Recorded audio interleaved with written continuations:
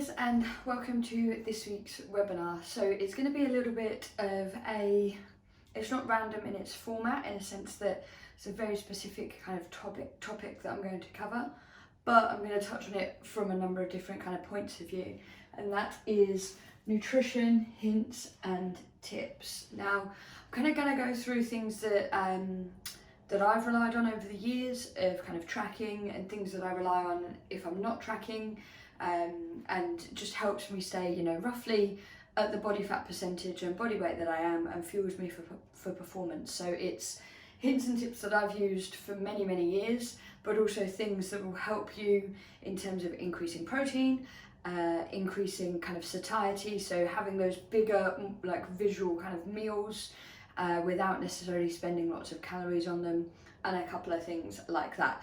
So we're just going to go round the kind of points that I've got off this. I'll touch on each one, and then what I'd love is if you've got any questions on this, have a watch and put it into the group for me. So we're going to start with, now I've literally just called it cucumber, but there's a few more things that I want to talk about with it. But why have I put cucumber on the board? Well, 100 grams of cucumber is 15 calories. 100 grams of cucumber is about yay much chopped up, so you've got quite a lot of food in front of you for not a lot of calories, because mostly cucumber is water, but what it's going to do, it's going to give you something to chew on, it's going to fill your plate, it's going to fill the meal that you're having. Specifically, I find at lunchtimes, something that I tend to do, and it takes up about 40 of my calories, give or take, on a lunchtime, is a whole cup of spinach. So like a big handful of spinach, that's what I'd just class as a cup, 100 grams of cucumber, and kind of 5 or 6 cherry tomatoes, and have that on the side of anything that I'm eating.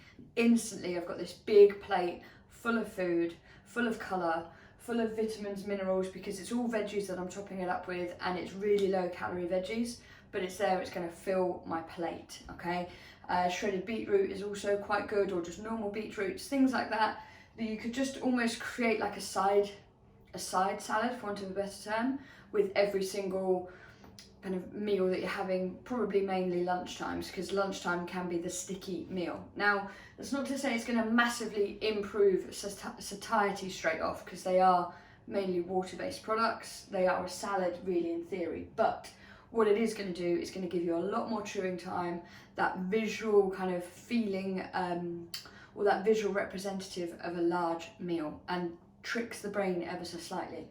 I love big plates of food, always have done, so it creates that visual that I'm after without the calorie impact of having more of the main thing on my plate. So cucumber for the win for me. Coffee. Now I'm going to touch on coffee from a number of points of view, but I'm going to ignore sugar to start with. So I'm literally coming at coffee from a coffee and milk perspective. Now all of you are tracking, okay? So all of you should be putting coffee into MyFitnessPal, unless, and I'm going to say, sorry, I should have put coffee or tea. Let's put tea there. The only reason I would not put coffee, or the only reason I wouldn't put coffee into MyFitnessPal, is if it was a black coffee. So that's about 2 calories. Some will come up as 0, some will come up as 2, some will come up as 4, but there are no calories in a black coffee. That's the only reason I wouldn't track my coffee into MyFitnessPal. If I am even having the slightest dash of milk in my coffee, it is calories, and it is going into MyFitnessPal, okay? And we're going to touch on that with tracking, which is over there in a second, but things like standard flat white, for example, from any standard kind of coffee shop, barista place, anywhere between 100 and 160 calories, depending on the size. Cappuccino, you can increase that anywhere from 120 to 200 calories. Latte, again, depending on size, you can increase that again, 140 to 220, especially if you're then getting syrups and things thrown in. If you're not tracking that, that is basically a meal, and it is a meal worth of calories that aren't going to fill you up, aren't going to provide you any satiety, aren't going to really give you any much quality protein or nutrition, but they are going to be spending your calories. They count, every single calorie counts. If you're not tracking it, and there's 2-3 coffees like that a day, and we think we're sticking to 1,400, but really with the other side of 2,000, really long term, unfortunately the only person you're kidding is yourself. So coffee, tea, if it's got milk in it, even if it's just a dash, track it for me. And I'll cover how to track it loosely when we come over to tracking in a second. Bagels. Bagels are something that I buy a pack of 5 of every single week, and they work quite well for me, so I figured I would share why they work quite well for me. So 232 calories, give or take, for a single plain bagel. So you are spending some calories there, and you are getting in some carbs, absolutely fine. In and around training, in and around lunchtime, potentially just for a top up of energy for the day. And you get 9 grams of protein in there as well. So if you're chucking protein on top of your bagel, hams, eggs, tuna, whatever it may be, and you've got protein from the bagel itself, winning. So if you saw my Instagram stories yesterday, I used like a Tesco soup, chicken and mushroom soup. That had 18 grams of protein, and I had a bagel with it. Whole lunch was 500 calories. Soup was 280, bagel was 330. So yeah, give or take 500 calories. And the whole meal had just under 30 grams of protein. For a lunch, it was sorted in 6 minutes. So one thing I like to do with bagels for a visual trick again is when you toast them, obviously you open them up, you slice them in half. If I'm having something like ham, spinach, cucumber and a little drizzle of salad cream potentially, or a little bit of cheese, I'll layer it on both, so I'll have it as like 2 sandwiches. Rather than holding it together as one, I'll open it up into 2 versions of something that takes me longer to eat. I'm doing more chewing, and I've got that visual representation again. It's kind of that playing those mental kind of mind games with yourself. Looks and feels like a bigger meal. Chances are I'll also chuck some extra spinach and cucumber on the side. It's a whole plate full of food in front of me. So I am a big fan of utilising them. And there's various different brands that give you, generally you can get smaller bagels in and around 150 calories. The main, I think my ones are the Warburton ones, again 230. But really clever lunchtime, again I'm focusing a lot of this on lunchtime. Clever, easy way to spend 500 calories probably once you add everything else onto it, but you're getting some protein on top of the protein you'll lay on top of it as well. Sugar. So I avoided sugar when I spoke about coffee and tea here. And again, it's one of those things, if you're not tracking it and it's going into every single hot drink that you have, you could be kidding yourself out of thousands of calories a year. So anywhere between 16 and 25 calories per teaspoon of sugar, and that's level teaspoon of sugar. Okay, now again, I am not going to sit here and say you can't put sugar in your hot drinks. It's personal preference. What we have to be able to do is account for it, and if we're not accounting for it somewhere, again, it's missing calories that are just going to start to add up across different places. And somewhere where you can make an instant change is potentially sugar to sweeteners, or reducing from 2 to 1. What I would say, along with any version of milk in your hot drinks, any version of sugar that goes in there, whether it's teaspoon of sugar or like syrups and things, make sure it is getting tracked, definitely. And then I'm going to stay on the food side before I cross over to tracking. Eggs. Now, quite a few of us are working from home at the moment, and that gives us a little bit of a window to do different things with lunchtimes, rather than maybe create something that you can take with you, or prep something different. So that's where kind of eggs come in. Now you kind of sit in the middle between fats and proteins, so you're going to get a bit of both, but they're going to give you some good variety, and they're quick. Scrambled eggs on a bagel, scrambled eggs on a slice of toast. I'm a big fan of an omelette, so I'll put like 2 eggs in, dash of milk, again tracking everything. Like the ends of like some slices of ham and some cherry tomatoes and some spinach, get that into a frying pan, and then if I've got a few more calories to spare, there'll go some cheese on top once it's done.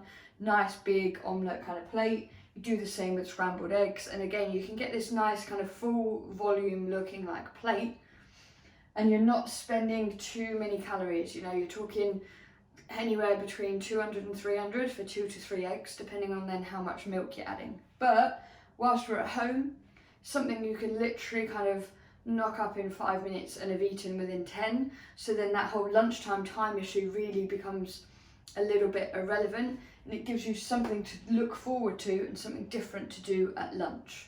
So if we've not got eggs in and we like eggs, let's potentially start incorporating them as well.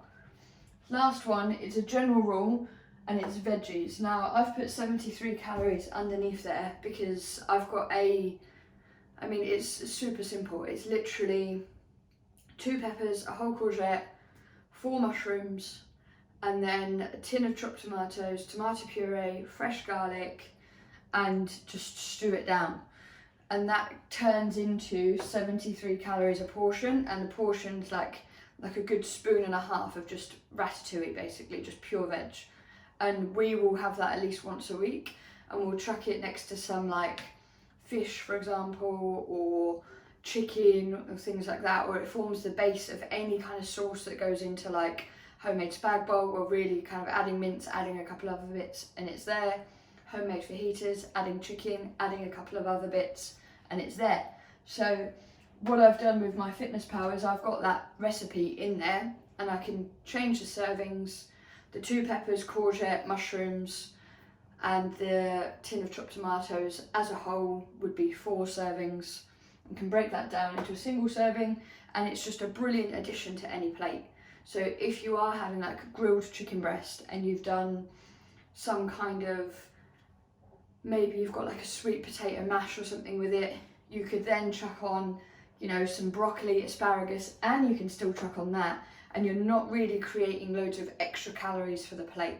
You know, if we're adding on another whole chicken breast or, you know, extra sweet potato, we're going to start changing the calorie makeup of the plate a lot more than adding on a portion of, say, ratatouille, or just that kind of, you know, grilled or baked veggies, keeping them chunky, chucking them under the oven, or in the oven, sorry, and utilising them across multiple dishes. So that again would be kind of another top tip.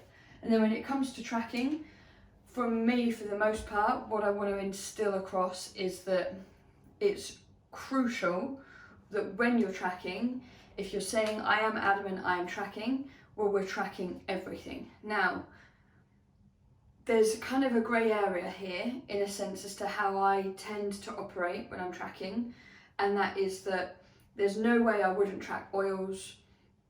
I always track like butter if it's spread on something. Anything that I'm eating and drinking gets tracked. Now, there isn't always the opportunity, the time, or the availability to weigh something. So at that point, if you can weigh it once, well, then you know you've got that kind of set standard, because my Fitness Pal lets you go back through things. If not, things like butter, for example, I don't put lots on. It's normally just like a dip through the knife, that will go on one bit, and if there's another bit, the knife will go back in, dip through that bit. But I will always add like 10 grams. So even though it might have been just over or it might have been just under, I know I've accounted for it for the most part. Olive oil, I will always put on 1 tablespoon. Chances are I've just swigged it, and it might not even be a tablespoon. But it's just a standard metric that I can go, yep, that's in, that's in, that's in, and it's accounted for. So I've not got the best part of, it's almost as similar to not tracking the cucumber and the spinach and things that you add on.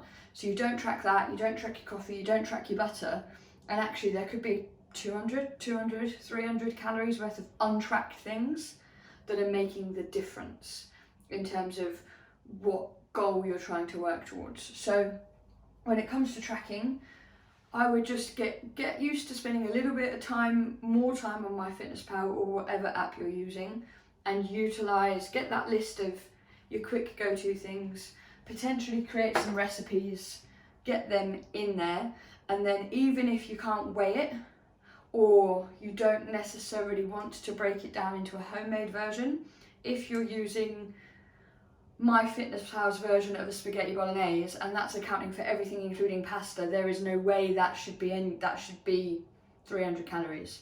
That should be double that.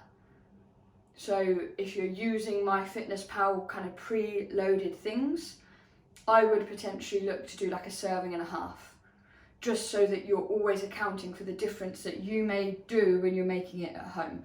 That was my same top tip for if you're going out for a meal. And if that meal comes up on my Fitness Pal, I normally just do, depending on the meal, 1 0.2 to 1.5 worth of servings of that meal.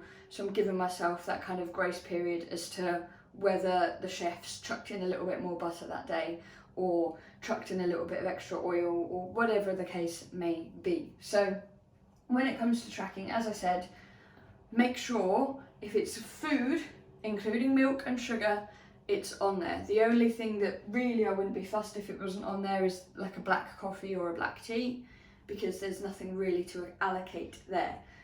If you can make small changes, make small changes. If you can mix things up while you're at home, try different things. Think about how visually full your plate looks and how long something's going to take you to eat, because that's also going to play into that mental mind game with satiety, as well as keeping protein as high as possible. Think about colour, get some recipes for some basic grilled veg into MyFitnessPal so you can just chuck a serving on every single day. And when it comes to tracking, be honest, be diligent, and give it 5 minutes here, 5 minutes there at the end of the day, or as you go through your meals.